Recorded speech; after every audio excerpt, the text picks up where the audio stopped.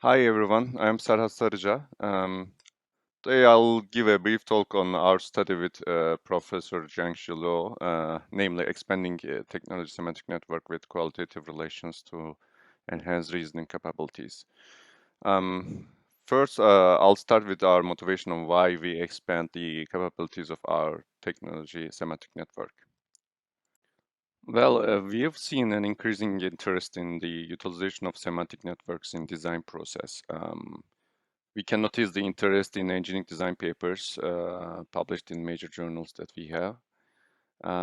In fact, we have a paper which reviews these papers, engineering design papers, and we can see the trend there. So there's an increasing trend for sure. Uh, well, we also know that there is no WordNet and ConceptNet available in the context of engineering design. We have readily available ones, TechNet, B-Link, but both of them have some weakness. For example, both do not employ qualitative relations. We also have some others which addresses those kind of weaknesses, although either they are limited in coverage or they are basically not easily adaptable due to the size complexity and computational limitations laying there. So we need an engineering design knowledge base which can support qualitative and quantitative reasoning tasks, which covers a fair amount of engineering domains while keeping the complexity manageable to be able to serve downstream tasks to be able to serve the community. So the question in mind was, can we enhance TechNet what we have it at hand, so to provide qualitative information in addition to what it has, which is quantitative semantic relevance between two concepts. Okay, let's now remember what we have in TechNet. It's trained on USPTO patent database and it has a fair coverage. It consists of more than 4 million terms, which can be unigrams or phrases up to 4 words long. So basically what we do is we train a language model on the data we have and gather the word embeddings for the retrieved terms and use cosine similarity to measure the relevance between these terms. As a result, we may consider TechNet as a full graph with more than 10 to 12 relations. The most important thing that make TechNet useful is that we have APIs to serve the information. Anyone either can go to our website or use our API definitions in their own tasks to reach the information already available in TechNet. In addition to previous slide, through human studies, we have observed that link between concepts in TechNet better represent engineering viewpoint. We already said that it has a fair coverage, but we should say that some of our colleagues come up with engineering knowledge bases with better coverage. So not the best, but comparatively good. Of course, TechNet has some weakness here and there. For example, it has no hierarchy implemented. So TechNet is basically a homogeneous graph with quantitative links. Um, Another main weakness is that it's fully connected. This complicates and limits its usage in downstream tasks and limits the reasoning capabilities that can be built on top of TechNet. Last but not the least, there are no qualitative relations in TechNet, so all downstream tasks can only leverage the quantitative relations between concepts. Another study originated from our data-driven innovation lab, namely the engineering knowledge graph, actually did a good work on addressing some of the shortcomings of TechNet. It covers the entire USPTO patent database as TechNet, but it used the claims as the data source of a knowledge graph creation process. It represents hierarchical relations, and it also employs rule-based process to retrieve and represent functional relations between concepts. However, it also has some shortcomings, which limits the adaptation of this data source in downstream tasks. First of all, it lacks generalization in NLP tasks to retrieve and represent the concepts and relations. It depends, the whole process depends on rules based on POS tags and syntactic trees of sentences. Although this works pretty good for very good structured sentences, these rule-based approaches are highly unlikely to generalize in a huge database such as patent database. As a result, we see very long phrases which are qualified as concepts in EKGs, very long ones. These very long concepts mostly need further processing since they cover more than one concept or more than one relation within. In addition, they add a considerable amount of noise to the encoded information, which may propagate to any other subsequent task that uses the knowledge within EKG. Now let's check out these two visualizations. Here on the right-hand side, we see the engineering knowledge graph relations for a given set of sentences in a specific patent.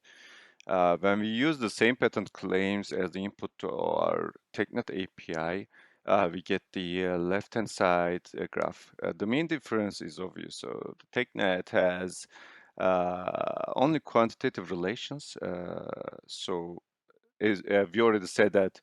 We already said that it's a fully connected graph technique, but here we use some filtering techniques to create a better visualization. On the other hand, in EKG, EKG has only qualitative relations.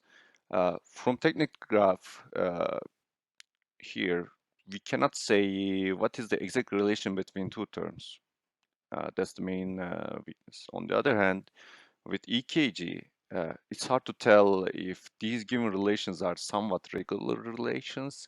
Um, I mean, common ones, highly frequent relations, or are they comparingly rare? We cannot get this information from EKG. So overall, we noticed an opportunity to get the most out of the knowledge base that we have at hand to work towards the goals that we want to achieve. To transfer the knowledge stored in EKG to TechNet, we should first need concept and relation mapping between two knowledge bases. Actually, the mapping is nearly all you need, but it's also a challenging task. The easiest transformation would be when all concepts and relations can be mapped one to one. However, that's not the case that we have here. The long phrases and unregularized forms of the words used in EKG makes transformation quite complex. Um, the main process we employed for transformation can be better told with an example. First of all, let me note this again. We have only phrases up to 4 words long in TechNet. So what we do is we consider the last 4 words of all phrases in EKG. And within those 4 words, we look for a mapping to TechNet. The example here will clarify it better. So infrared electromagnetic signal is a concept in EKG. However, in TechNet, we don't have that term. Instead, we have electromagnetic signal and infrared as distinct terms. Hence, we create a soft mapping between infrared electromagnetic signal and electromagnetic signal. And in TechNet 2.0 site, we create a relationship between infrared and electromagnetic signal. So we keep the relation between infrared and electromagnetic signal since we got the clue from the EKG. Overall, we lose some information here, but we still represent and transfer as much as knowledge as we can from EKG to TechNet. Overall, if we need to give some stats, we could map around 54 million concepts to around 2 million terms in TechNet. In addition, we mapped 700 million relations to 242 million relations. Uh, in this relation mapping part, we strongly process the words used in relations in EKG and transform all them to regularized forms. For example, we could see relations like expand, expanding, expanded in EKG. However, they are all mapped to expand in TechNet. I talked about the mapping of terms and relations, but we also needed a way to leverage quantitative semantic relevance info in TechNet to assign values to qualitative relations between two terms. Here on the right-hand side, we see an example.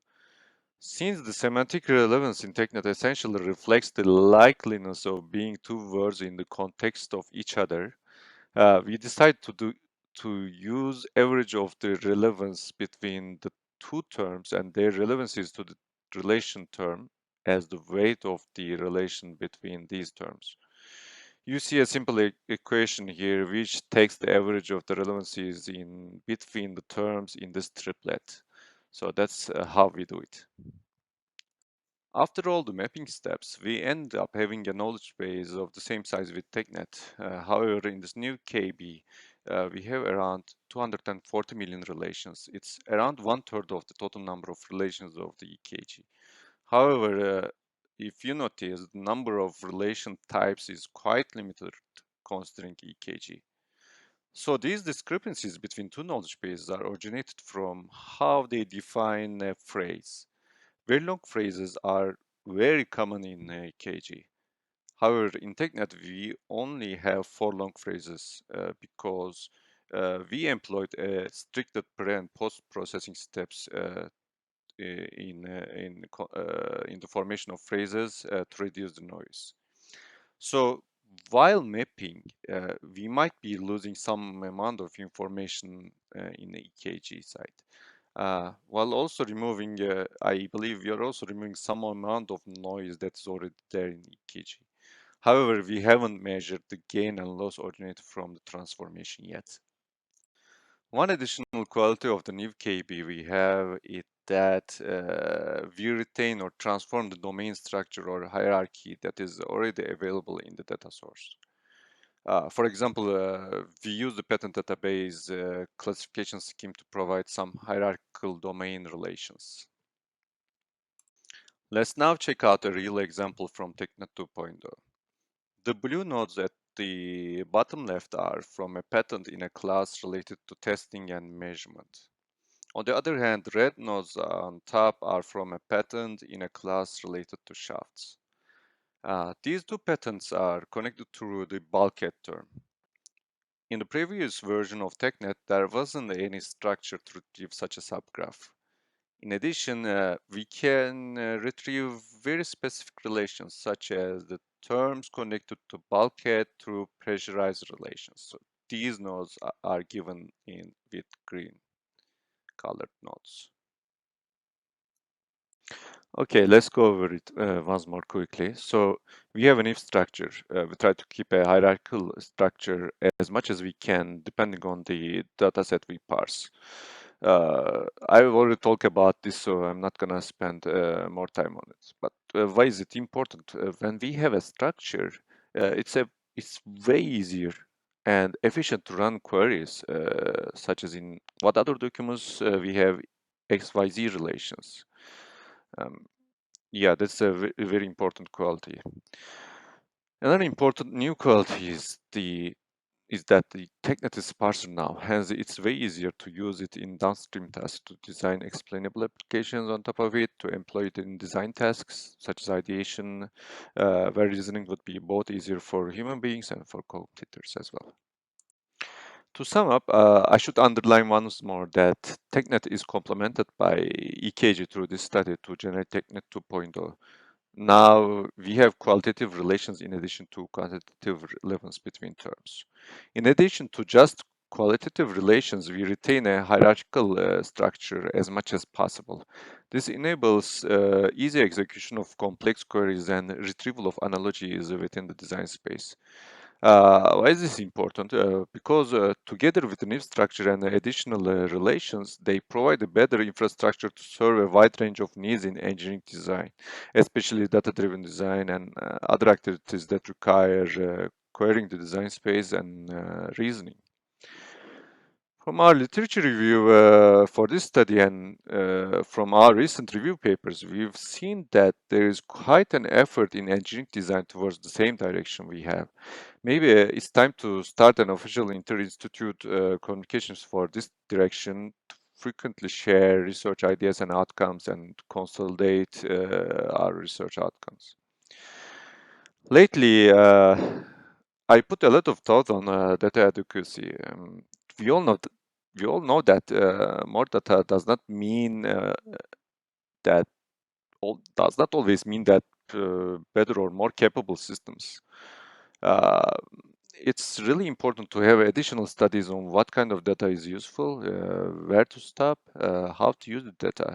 For example, crawling all the web data about design. Will it do any good or will it add more noise to the scene? More studies should be conducted to answer these questions. This is the end of my talk. Thank you very much for listening, and now we'll be happy to hear your questions.